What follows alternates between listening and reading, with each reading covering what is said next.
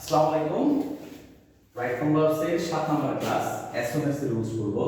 As soon দ্বারা যদি দুটির অতীতের ঘটনা বোঝায় তাহলে অ্যাজ সুন যুক্ত সেন্টেন্সের যে দুইটা ক্লজ আছে দুইটা ভাবেই পাস্ট ইনডিফিনিট টেন্স হবে। ঠিক আছে, আমি আবার বলতেছি, অ্যাজ সুন দ্বারা যুক্ত যদি দুইটা অতীতকালের ঘটনা বোঝায় তাহলে দুটোটাই বা উভয়ই কি হবে, পাস্ট ইনডিফিনিট টেন্স হবে। ঠিক আছে, সো এখানে উদাহরণ দেখো যে I opened the door as soon as I heard the bell.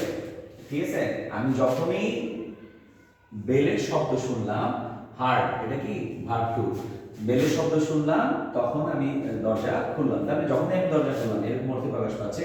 তাহলে as soon as এর এই পাশে পাস্ট টেন্স, তাহলে এখানে কি হবে, এটাও ভার্ব টু হবে। That means O P E N E, opened হবে।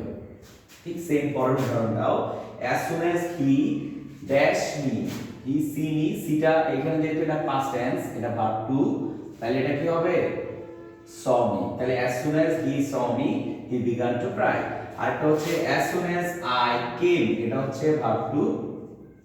ঠিক আছে, she left the place, মানে কি হবে উত্তর, L E F T, left the place, এটাও verb to।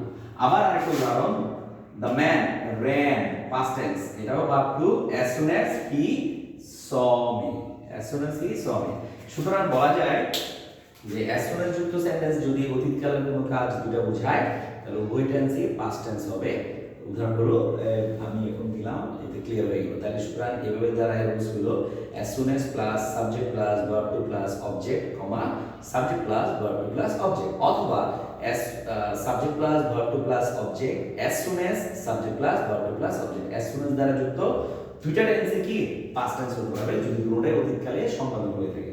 ধন্যবাদ সবাইকে।